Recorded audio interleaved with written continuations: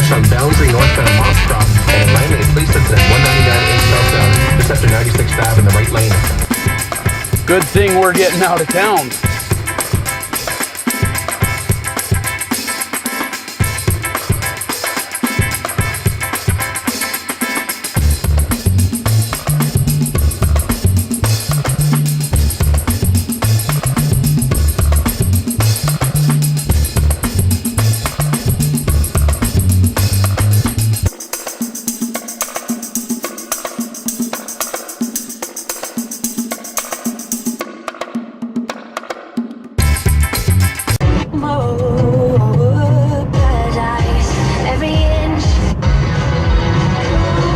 Follow Ignite on Instagram and like them on Facebook.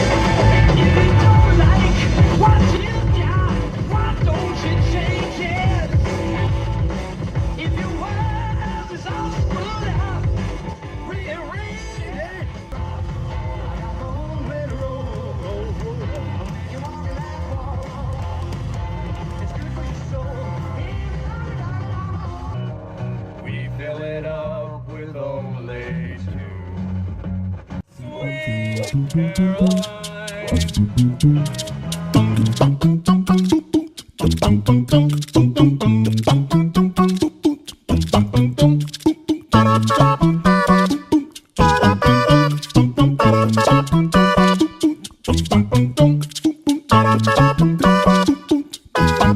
I decided to revisit a place that Pam and I used to go camping quite a bit when we were first together.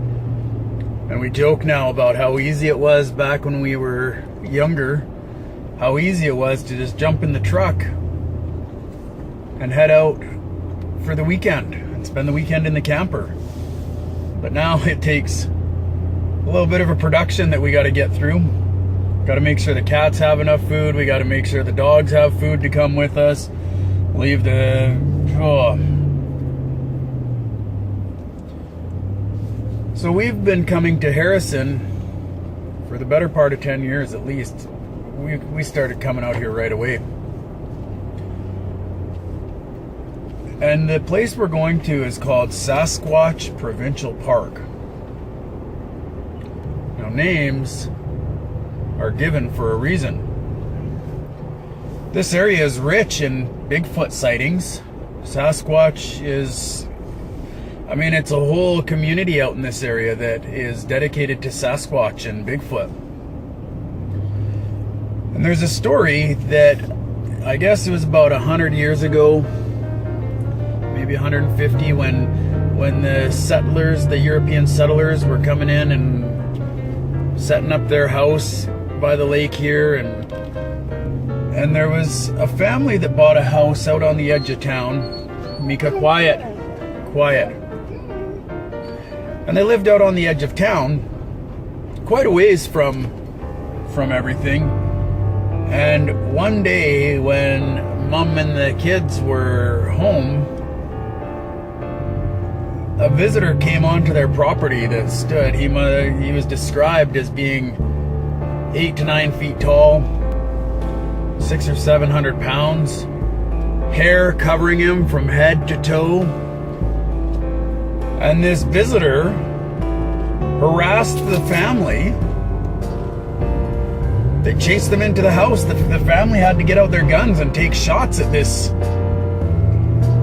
Bigfoot to scare it off. Dad was off somewhere. I'm not sure. He was in town doing something. So when he came home, he was welcomed by a very frantic wife and children. Another story that goes along with this area is before the European settlers came into the area, this legend goes back to the people that have been here for many, many years. And apparently, one of the young men was out on his canoe just on the lake, which is over here. You can't see it in the dark, but this lake is huge. And he was in his canoe, and out on the east side of the lake, where we're actually heading out to, he came to an area that he was going to be fishing in. And when he pulled into the cove in his canoe, there was a large splash. right next to him. He's looking around. He can't figure out what the hell is going on. And another big splash right next to him. And this happens about 3 or 4 times, and he paddles his boat out a little bit further. And when he gets out far enough and he looks back to see what the heck is going on, why there's all this water splashing, here's a Sasquatch standing on the bank with 50-pound rocks, hurling them at his canoe.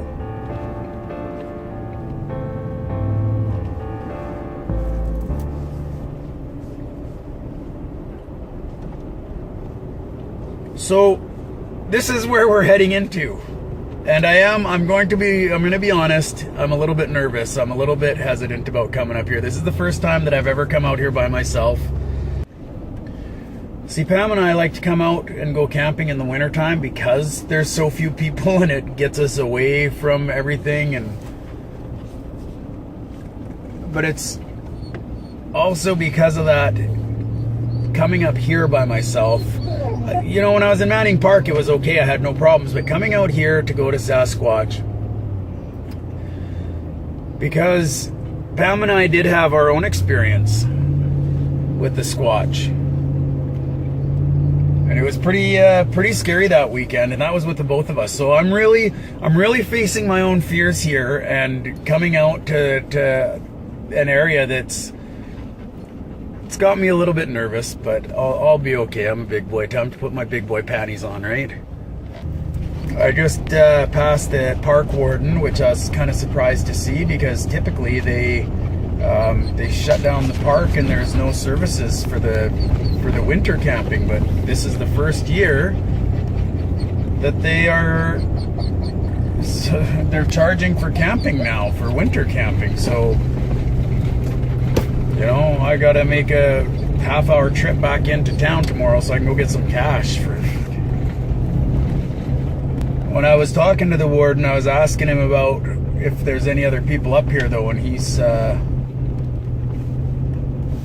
said there's one other person, so we're gonna have the park to ourselves, which a little bit intimidating. Should be fun though. So it's almost 10 o'clock. I'm pretty tired. That last stretch of the drive is pretty exhausting. The road's full of potholes, and it's just. But I'm glad we're here now.